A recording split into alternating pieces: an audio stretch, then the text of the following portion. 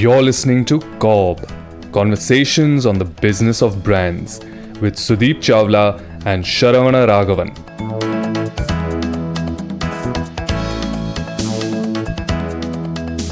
So, are you feeling like Sherlock Holmes today? I can't, unfortunately, given my familial background. I come from a very small town. I've hardly read or seen any of Sherlock Holmes, but I trust you are feeling like one when I read the topic that you've put out for our discussion today. Yeah. Yes. And I think just for the benefit of listeners, today we are breaking away from our regular mold of interviewing each other. We will be discussing a topic on which both of us agree, and Sharon has been inspired by Sherlock Holmes to give it a nice and interesting title. Why don't you get into it, Sharon? Marketing and the mystery of the vanishing briefs.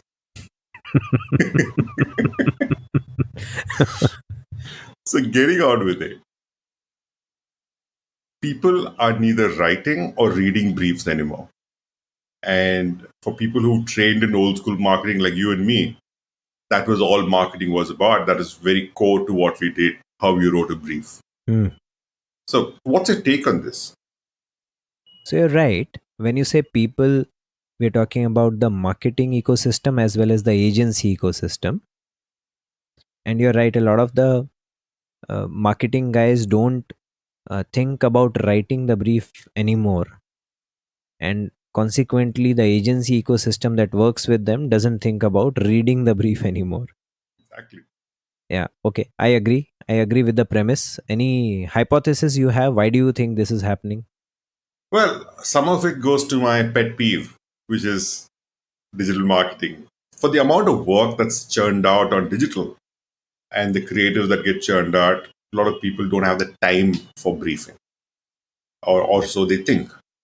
And the creatives allowed a free hand because the cost of the error is also low. And that's the habit that's creeped in.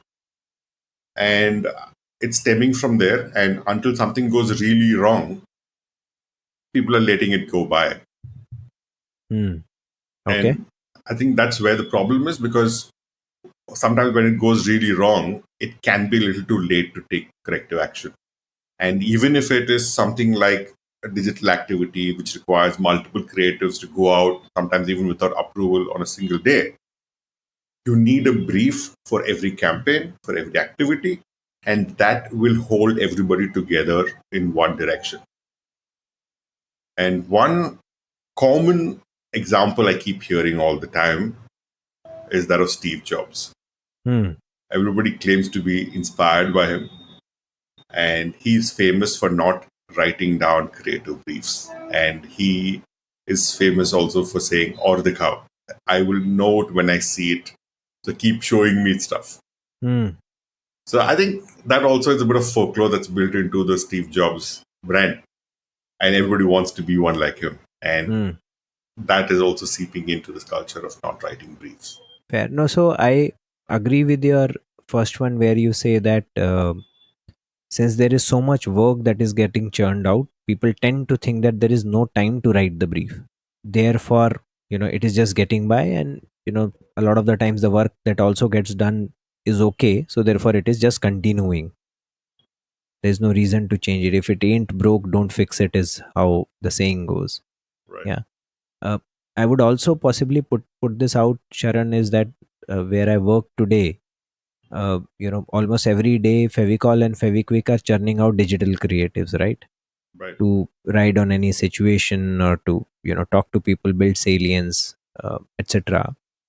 But what I'm firm about is that the brand teams have given a brief to the social media agency that we work with, Mhm. and that is the brief that holds the year round for those creatives. And the agency knows that unless the brief is changed, they know what they are walking into, what is the kind of zone that the brand wants to be in, what is the language, what is the purpose of doing this. Right. And that is what helps Fevicol, Feviquick, etc. to churn out good, great creatives which are on brand and yet leave sufficient freedom for the creative team to build upon. Right. So there's an overarching brief for the year, Yes. which kind of sets the tone to say what the brand will and will not say, and what kind of personality it should represent, what kind of communication to have. Yeah. What is the purpose of each one of these creatives? Right. Yeah. Why are we doing it? Not just for the general salience that you, why are you talking to this TG? What is their importance to you? Right. What do you want the TG to take away from this one, etc., etc.? So Right. that's one. And I think you quoted the right name, Steve Jobs. And I think one of the things that people don't realize is that Steve Jobs was an aberration. Right. He was somebody who was obviously design wise brilliant. He had significant focus on customer experience, and he possibly knew how the customer would want to feel, and therefore he could design for it. What people forget is that the fact that this guy was so driven that he was extremely articulate and he was spectacularly clear on what he wanted. Exactly. And so therefore he was able to brief his design team, his creative team, etc., in very very clear words, in a very very excellent manner. All of you would have seen his speech or would have heard his speech to shareholders on Apple events, etc., etc. You know how great a storyteller he was, and therefore that is what helped him brief them very very effectively, and hence possibly he didn't need to write the brief. But the fact that he didn't write doesn't mean that you would stop writing. Yeah? Even Gandhiji did not wear a shirt for the latter half of his life. That does not mean if you follow Gandhiji, you will stop wearing a shirt. I think you have to don't take things on face value. Understand the purpose of it. What was the message? What is the core message being said? Yeah. I also think, Sharon, I'll add one more bit to it, that a lot of the digital marketers or performance marketers that I speak to today also think that, more than the brief, they want to contribute to the creative. So they actually want to get to almost, stating the creative idea to the agency, which, they think makes it amply clear to agency as to what they want. As in not briefing for the creative, but giving them the creative direction to take. Almost. And they also derive significant amount of satisfaction from the fact that I created this creative. The artist in them wakes up. Yeah. Artist, the creative person in them, the artistic desire to express wakes up, Mhm. and I think it gives them that pleasure. And I I can understand where that where that pleasure is coming from. Mm. When you have given the germ of an idea and that gets built into a creative and the whole world applauds it, of course you feel great. Right. Yeah. So that is another side of it. And I've been there when I was a brand manager, and one of my realizations over many years of working with some excellent agency as well as agency partners as well as directors, Mm. yeah, people coming from Nirvana, Corcoys, etc., was that these guys are so uh, you know so well thoroughbred in their craft that they have understood nuances of creative so very well, audio as well as video nuances, such that they can really really elevate your script to multiple levels Right. if they understand where you're coming from and you're giving them sufficient creative freedom. Mm. Yeah, so you have to give them sufficient room to experiment, yet they should know the boundaries. Right. And therefore I always felt that, if final creative has to be great enough, and that is something that every brand person wants, Mm. you have to leverage the kind of resources that you have at your disposal, and Absolutely. therefore you let experts do the job, and hence possibly resist the urge to control the creative, or in fact, as you were saying, give the creative direction to the creative team. What do you think? Your brief is supposed to inspire the creative person Hmm. and yet allow them the freedom to bring in their expertise. Hmm.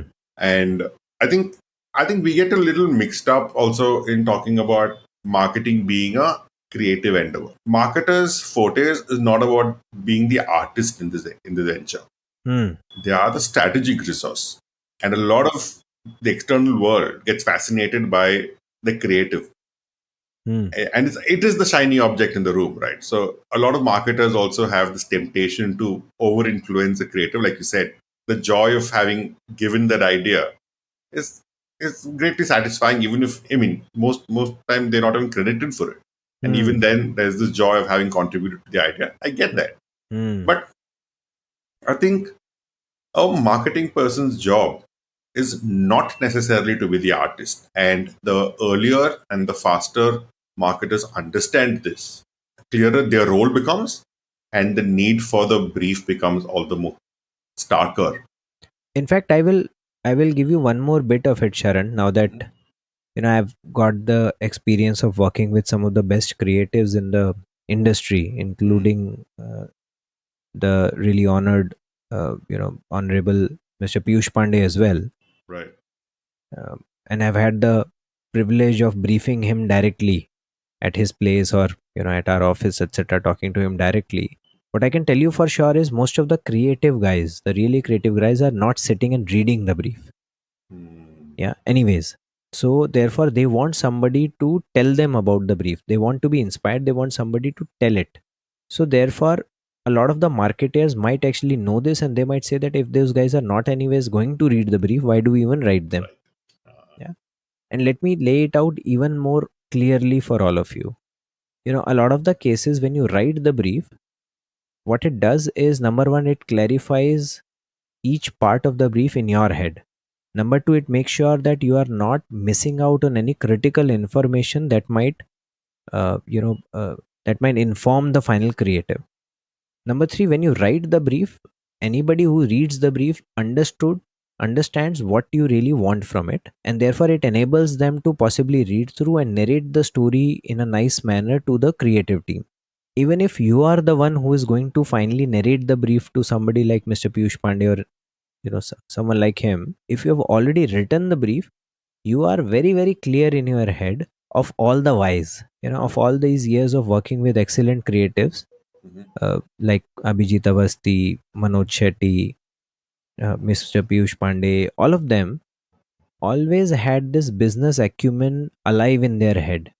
Whenever you give them some kind of a brief, you tell them this is what I want to do, they will always ask why. कि partner ये करना क्यों है? Why are you saying this? And they're almost trying to understand each element of the brief when they're asking that question. Right. So if you already written the brief, you are very clear in the chronology as to how you explain things to them.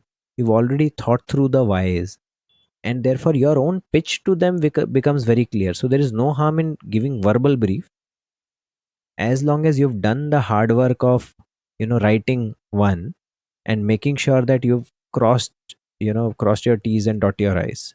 Right. So I think that kind of reminds me of another point of why you should write a brief. Is that, Hmm. especially when you mention these big names that you worked with, right? It's very easy to be carried away by the creative output that you get from these big names. And writing a brief helps you hold perspective no matter who you're working with, and judge the creative output accordingly also. Yeah. So, okay, we've been talking about briefs. So, what is a brief? Yeah, so that was not so brief description of brief. Okay. I would say brief is a document which transfers your thoughts and your knowledge to the recipient, which hopefully is the creative side, in a manner which is specific, comprehensive, insightful slash incisive, whichever way you want it, and hopefully inspirational manner, so that the team on the other side can turn it into an effective creative output. And the reason I say output is that, because at the end of the brief you might desire simply a static creative for Facebook, or a website, or a logo, or a tvc, or a digital video, or an interstitial, etc., etc., anything. Yeah, but all of them require good amount of thinking and a solid knowledge transfer, and what enables all of that to happen is a brief. I like to call the brief the change document, Hmm. because it talks about the change you're looking to make in the brand's trajectory. And, or not all the time, but yeah, most of the time you write down a brief, the activity is to create some kind of change. be it Hmm. big or small. So the core of it comes down to what do you want your consumers to think, feel, and do?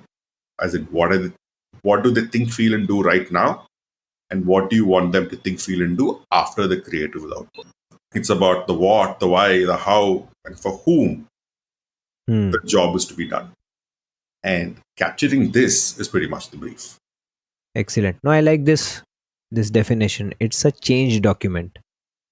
The change that you're wanting to create in either thinking or the feel or the activity or the do side of the consumer. Excellent. I like it. You're listening to CoBB, Conversations on the Business of Brands. Your hosts are Sudeep Chawla, marketing practitioner, business leader, and educator to advertising and marketing professionals, and Sharavana Raghavan of Vitril Innovations, consultants to consumer facing brands and businesses. For more information, go to copcast.net. If you find this podcast helpful, please help us by telling your friends and rating us.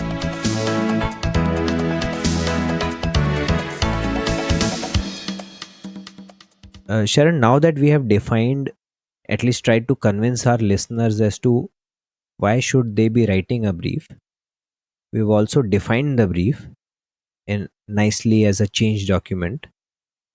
What do you think? How should we go about writing a brief? Absolutely. So the thing about writing a brief is to be very, very clear about what you want. Hmm. And what you want comes from your marketing objective that you set for the brand. Hmm. It could be anything. I want to sell more in one market. I want to change the positioning of my brand. I want to change the imagery of my brand. I want to refresh what's going on. So it could be anything. So having a very clear marketing objective becomes important. And true to its name, it must be brief. Hmm. I have seen some people write 6, 7 page briefs, Oh, love. which which obviously is not the way to write a brief. Yeah. Yeah. And at best, it should be your 1 page. Hmm. That's it. It should be as pithy with information as possible.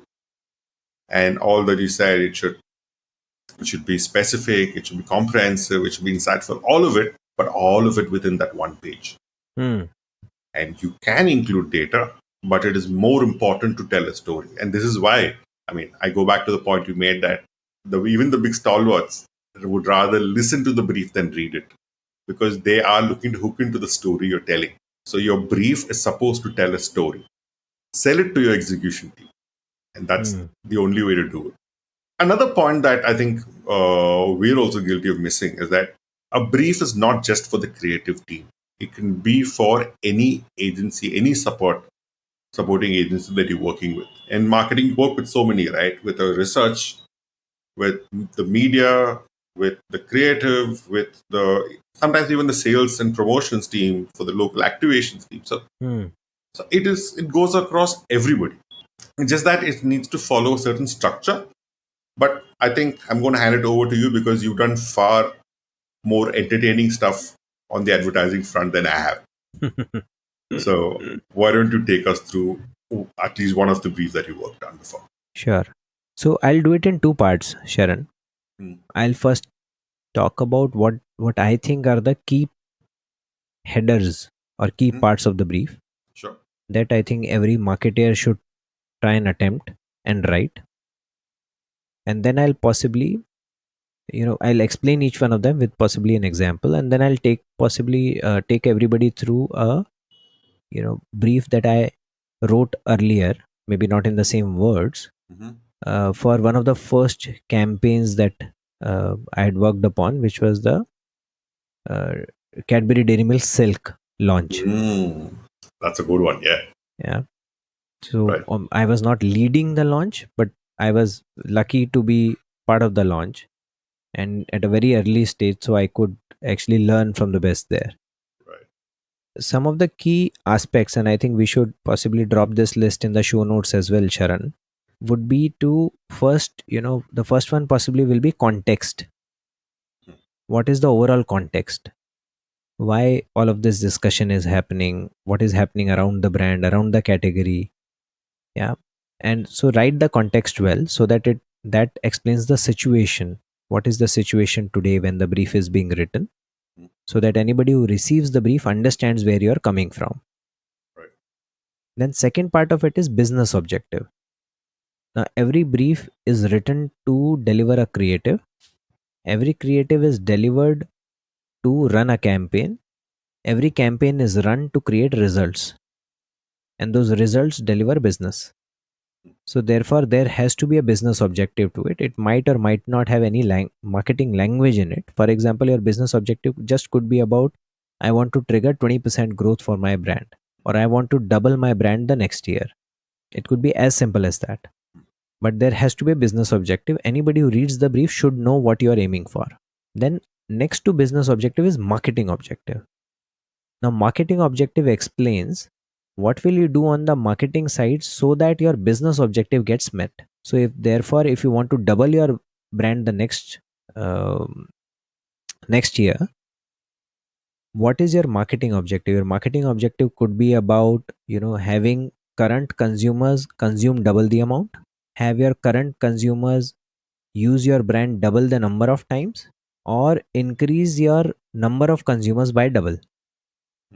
Yeah, it could be any of these, Right. but all of these are marketing tasks, and it Yes. is it is important, it is critical that you define it upfront, and therefore it informs people what is it that they're wanting to do, who are they talking to, what are they already doing, and therefore what is it that you want to trigger there. The next part after business objective and marketing objective is communication objective, which defines whatever creative is going to come out of this particular brief. What is it that this creative intends to do such that your marketing objective gets achieved? Which, for example, if you have chosen to say that I want to double the frequency, or double the instances of my brand getting used by its current consumers, so therefore your communication objective could be about establish one more occasion of consumption. So that becomes so if you're a toothpaste company and you want to double your consumption, you would say I want to establish the night brushing occasion. Mm. So that's your communication objective. Right. Yeah. So context, business objective, marketing objective, communication objective. Then you get to specific TG and markets. Who are you talking to? Where do they reside? There'll be times when you're doing an all India campaign targeted towards adults, targeting toward kids or to teens, etc., etc. You could, like we had done one of the episodes earlier, Sharan, where we spoke about the fact that you shouldn't be classifying your TG by demographics. You should ideally do it by attitude. So write the attitudinal segmentation there. Right. I'm talking to teens who are very, very concerned about their self image, and therefore they choose a certain kind of beauty product. Mm. I'm talking to parents of kids who refuse to brush, and therefore I need to create an occasion of brushing. Whatever you think is their attitudinal behavior, write it down. Whatever details your TG well. Yep. Yeah. And then your next one is insights about the TG. Anything you think will help. And this insights could be about their behavior, their attitude, their relationship with the category or the product, and anything around their media habits. Right. You might have a point of view that the TG that I'm talking to is only on digital, they don't watch TV anymore. That's perfectly fine. Write it there. But So does that have to be backed by facts? uh, ideally, for you to write there, ideally you should have the facts. Even if you're not writing it in the brief, it's perfectly fine. Right. Even if you don't have the exact numbers, but if you've met sufficient number of consumers and you're clear about it, write it down. Got it. It's the marketers who build and sell the conviction. Everybody else revolves around it. So as long as you're convinced, go ahead and do it. So any kind of insights, for example, when we talk about, we were earlier talking about the fact that suppose we're trying to launch a kids toothpaste. Hmm. And the idea is that kids are definitely brushing their teeth in the morning. We want to establish the night occasion. So therefore we are talking to parents of kids who refuse to brush. Now an insight about the TG will be whether it is toothpaste or bubble gum Kids are crazy about flavor. Yeah, while we as adults, even if we don't like mint, we will use a minty toothpaste. We know this is how toothpaste is supposed to taste like. Kids don't know that. Right. They don't even need to know that. So therefore they are penchant with flavor, color, yeah, and any kind of excitement that you can create, shape, size, etc., is something that can be leveraged. So therefore write it down. Then once you have detailed your objective, your TG and the key insights, then you get to what you're wanting to say. What is the key message? So your key message, for example, for this toothpaste will be that uh, give your kids an option where where they would love to brush at night. So that's your key message, for example. Right. Write it down in one or two lines such that it is very clear what is it that your communication, your static, your interstitials, your digital video is trying to say. And then you come to the most important section that Sharon you alluded to when you say it's a change document. This is the think, feel, do. What does your target segment think today? And therefore, what does he or she feel? Therefore, what does he or she do today as a result of their thinking and feeling? After they have, second part will be after they have seen the communication, what do you want them to think, feel, and do? And this is essentially the change that you're wanting to create mentally, attitudinally, and behaviorally in a consumer such that they become positively disposed or positively behaved towards your brand. Right. And this is the most essential section there. If you're able to articulate this well, then you've done almost 70% of the job. By this time, you've done 70-80% of it. The balance part of it is all about media recommendation. If there is any media recommendation that you have for the creative, any mandatories that you want to put, which is, logo, you want them to use any color. For example, if you look at any of the ICICI ads, you will see them using orange a lot. Even Mr. Amitabh Bachchan, when he used to star in their ad, he used to wear an orange tie. Any logo, any color, any call to action that you want to put. Then last couple of things are about what is the expected output format. What do you want? You want a static, you want a GIF, you want an interstitial, you want a video, whatever you want. Even if you want multiple things, write it down. And what is the deadline that you have? I think that's the most important part. Yeah. So because if you want it yesterday, please don't write it yesterday. Give them a realistic deadline. Yeah. uh, but write a deadline so that the person knows with what depth you want them to work on it.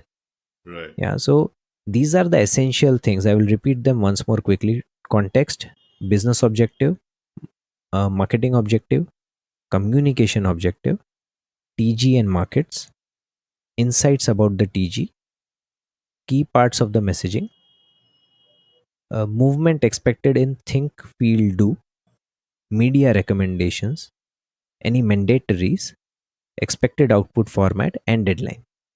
Right. This might sound like a lot of fields, Yeah. but I can For assure one you this. page, you've given what 10, 12 detail points, and how are they going to present all of that in one page now? So this will finish off in 1.5 page. I can promise you that. I've written sufficient briefs now.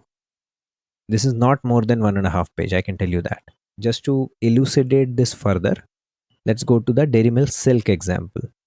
Sure. So your context first. The context is that Dairy Milk is a fairly well established brand in India.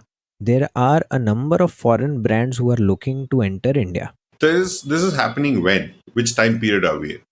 So this is in 2009, and the work on Dairy Milk Silk had started earlier, Hmm. but the communication happened in 2009 when we launched it in the market. So 2009, number of foreign brands are looking to come into India. In the past, what has also happened is that in many geographies, for example, most importantly in UK, Galaxy came in and they launched their chocolate there, and they placed their chocolate as silk there. They said Galaxy as smooth as silk. Mm. Yeah, and their punchline was, why eat cotton when you can have silk? And therefore they kind of designated Cadbury Dairy Milk as cotton there and positioned themselves as a better one. So that's one context. The second context is that Now you have a lot of global Indians, people who are moving across geographies, and a number of them quip that the dairy milk that they eat outside is different from the dairy milk that they eat in India, which is true, by the way, because in India, to survive the kind of temperatures that dairy milk has to go through, you obviously need a little more heat resistant chocolate. Right. Yeah. So while the taste delivered is exactly the same, it is obviously not as smooth, not as buttery, because otherwise it won't survive. Now, with that context in mind, this work started happening at an R&D level first, as to can we create a product, etc., etc. So all of that happened. Now, at the communication side, we were clear that the business objective is to grow dairy milk Right. very clearly. Yeah, because that's the parent brand. Right. Said we want to grow dairy milk by launching a premium sub brand, and the name for the sub brand that was decided was Silk. It's a nice name that, and we showed it in the packaging also on the front pack. What people also might realize is that at that point in time, all chocolates used to be flat. Dairy milk was flat.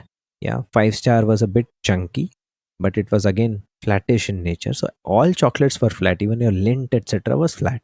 Silk was the first one which came with a slightly curvy molds, and it had come with some kind of scientific evidence. And then when we did the research, it was proven to us that it snugly fits in your mouth and it mimics the shape of the mouth, Oh, and wow. therefore it gives a better taste experience. If you were to retail the same chocolate in flat molds, the one with the curvy mold gives a better eat experience. So not only did the brand invest into the ingredients of the chocolate, but the shape of the chocolate as well. And then the packaging was also designed in a very nice manner. For some point in time, the so silk was wrapped inside a foil, which was purple earlier, then it was changed to golden, in line with the uh, parent brand. And then it used to have a paper wrap around it. That paper wrap had a very nice letter written to the consumer, and then there was this nice glossy wrapper on top of it. So each element was thought through and designed very, very well. I remember going to the suppliers places and doing all sorts of proofing, etc. there. But each one of these, they had given a lot of thought. Yeah. So therefore we were clear that this is a premium sub brand. Now this is the business objective. What is the marketing objective? Marketing objective is very simply is drive trials. We were clear that if people eat it, they will fall in love with it, but we have to get them to eat it. So you have to drive trials. Communication objective: how do you drive trials? You drive trials by creating sufficient drool value for Silk. Once people are drooling for it, you're done. Right. Now, in all of this, if you remember, before Silk and even after Silk as well, most of the communication around chocolate was around the emotion of the chocolate, what it triggers. Nobody had focused so much on the content of the chocolate. Five Star spoke about it, that it is so nice that you lose yourself in it. But Silk was the first one which actually romanticized the chocolate. The indulgence of it. Yeah, the indulgence of it, the whole eat experience. But all of it came because we were clear that the communication objective was to create a drool value for Silk. Right. That decided TG was teens. They are the most experimentative. They are the ones who first adopt any brand, and they are the ones who spread your message very, very fast. They said that 15 to 24-year-olds, the price was a bit expensive, so there was no dairy milk, no Silk below 50 rupees. Right. Dairy milk starts from 5 rupees. And at that time, we had launched shots a little while back. That was also 5 rupees. 2 rupees. We had 2 rupees. Oh, दो wow. रुपए में दो Laddu. Right. Yeah.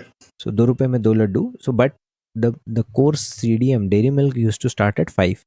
So therefore we were clear, and therefore we were saying SECA, guys. At that time it used to be SEC, now it is NCCS. But 15 to 24 SECA. Right. Now we have spoken about business context, business objective, marketing objective, communication, TG. Insights. Insight was very clearly each TG that we went to, they had the desire to have world class chocolates. All of them used to drool at the sight of a Lindt, Rasprungli, kept anywhere. Most of them couldn't afford it, and they could have it only when somebody who comes in from outside used to gift it to them. Right. Yeah. Uh, Second insight was that when you are selling something premium to them, they desire premiumness in every aspect of the product, The entire experience of it. entire experience. So even if you look at the lint pack, the pack itself, the cardboard pack itself is designed in a very premium manner. Look at the graphics, look at the way it is done. There is The embossing on the pack. multi-texture. Yeah, it has a texture to it. They've done metal stamping, etc., etc. So it's quite nicely done. Right. So that's the second bit. So when you're giving a premium, the customer knows what premium looks like. So might as well deliver it to them. Right. Yeah. Key message. What was our key message? The key message was Silk is the best ever chocolate experience. And notice the word experience. We are not talking about best ever chocolate. Right. We said that it's not just about chocolate, it's about chocolate experience. Hmm. How they consume the chocolate should also be shown. Yeah. And then we come to the key part, which is think, feel, do. Hmm. So what does the consumer think, feel, do today? So consumer thinks that Cadbury has Indianized the dairy milk recipe to suit Indian climate. Therefore, they feel that dairy milk is not as good as some of the foreign brands. Therefore, what they do is sometimes they think of buying, or they also buy foreign brands to have premium chocolate experience. Now this is where we are today. Where what do we want them to do? So we want them to think that Cadbury has launched a very tasty, gooey new chocolate. What we want them to feel that this new chocolate, which is Dairy Milk Silk, is better than the best chocolate experience available anywhere. And therefore, what do they want? What do we want them to do is to try out Dairy Milk Silk. Very simple. So what this did was that this informed the creative where we were coming from, where is the TG today, where do we want the TG to move. Yeah, once this was done, then the rest of it is easy. So there was media recommendation. At that time digital was very, very small, so Right. therefore our media recommendation was TV and outdoor. Yeah, outdoor is something that you used to announce new things. So outdoor was big, but TV was the premium format. Right. What are our mandatories? And mandatories has an interesting one to it, Sharon. Hmm. Mandatory obviously was, this has a dairy milk name, so the word dairy milk has to be prominent enough. By this time we said that we want people to experience the gooey chocolate experience. Yeah, how, when you eat it, it kind of melts. When we did the research also, everybody said that the best way of having a chocolate is by microwaving it for about 10 to 15 seconds. Let it become a little bit gooey, and then you have it gives you the best ever chocolate experience. So we wanted people to have this, have a taste of this one, Right. while preserving the innocence that comes, or purity that comes with the brand, which is dairy milk. And that's a good balance that we needed to maintain. Mhm. And if the viewers remember the first couple of ads that we had released uh, from the dairy milk silk stable, one was the Bharatnatyam ad. Yeah, it had that actress who played as Alia Bose in Chak De. And the second ad was kids on the staircase. Hmm. Yeah, and their father passes by, etc., etc. Right. So, so these were the two ads that we put out.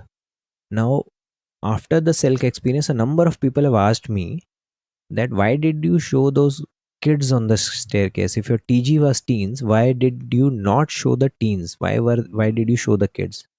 Right. And this is where this innocence part comes in. We could have shown teens in that one, but teens with chocolate all over their face, all over their hands, and then them pointing to each other, licking through it, and their father looking at them, could have gone in a slightly different direction, could have gone into suggestive connotations. Right. So number one, the kids take the situation down to a slightly more innocent level, and the way kids react is very, very different. So therefore it brought about a kind of innocence that we were really looking for, because we had thought about the fact that one of the mandatories is dairy milk innocence. Hmm. That is something that we can't compromise upon. And obviously the second side is the gooey chocolate experience. Even today, a lot of the dairy milk silk communication is about how far will you go for love, etc., etc. But all of that is done with a real innocence at its heart. You will never see it going into the risque side of it, Right. because it carries the word dairy milk on it. And then the last bit was expected output and deadline. Deadline, I don't remember what did I put there. But expected output was, we said we wanted a 30-35 second film to be able to do this job for us. What came about, Sharan, and now people when look at Silk, you might remember there is a jingle to it. Kiss Yes. me, close your eyes, miss me. Yes. Yeah. Now, if you read through the brief, I haven't written jingle anywhere. It just talks about the film, and the films got done very nicely at that. And we could have had any music, against it. None of these films had any dialogue. Everything was just being done in, by looking at each other. Was that by design? Yeah, because we wanted people to focus only on the eat. Right. Everybody there, most of the protagonists there were really, really busy in enjoying their Silk that they had no time to talk. And the talk would have really disturbed the eat experience. Got it. Yeah. So, and then our creative Manoj Shetty on this came up with this jingle. Hmm. And the idea at that point in time was that this jingle is something which sounds nice and it'll hold both the films together. We didn't know at that point in time that this will become an immortal jingle for Silk.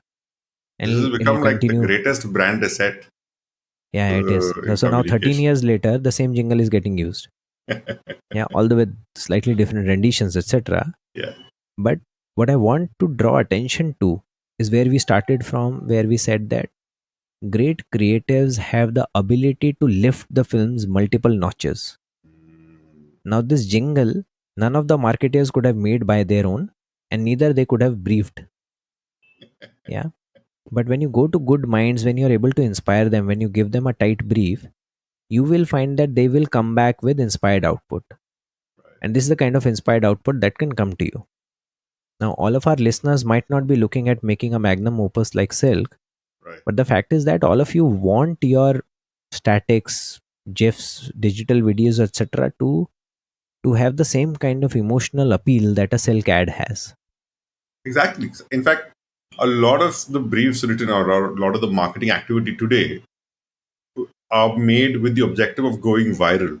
Yeah, And I think this is the example of going viral in 2009 yeah, yeah. and then Correct, connecting emotionally with the target audience. correct, correct. And therefore, you have to let experts do their job, but brief them well, Right. and you will, and they will pay you back. Yeah. So that's the bit around this. So this is the not so brief story of the Silk brief. I think that's very, very clear, Sudhir. I think setting the context and then using an iconic brand as Silk to kind of detail the brief gives a lot of clarity. And I just think we started off as Sherlock Holmes, by trying to find the mystery, solve the mystery of the vanishing brief. But I think what we've succeeded in doing is putting up a wanted poster and saying why it's required. And I think that's the takeaway from today's session. Nice. Nice. Thank you very much, Sharan. I also enjoyed it very well. I just hope that all of our listeners will find a reason to stop for a moment, maybe more than a moment, write the brief, and then, proceed in their tracks. I'm sure they will find it very, very useful. Thank you for listening to CoBB, Conversations on the Business of Brands with Sudeep Chawla and Sharavana Raghavan. Subscribe and learn more at cobcast.net. That's COBBCAST.net.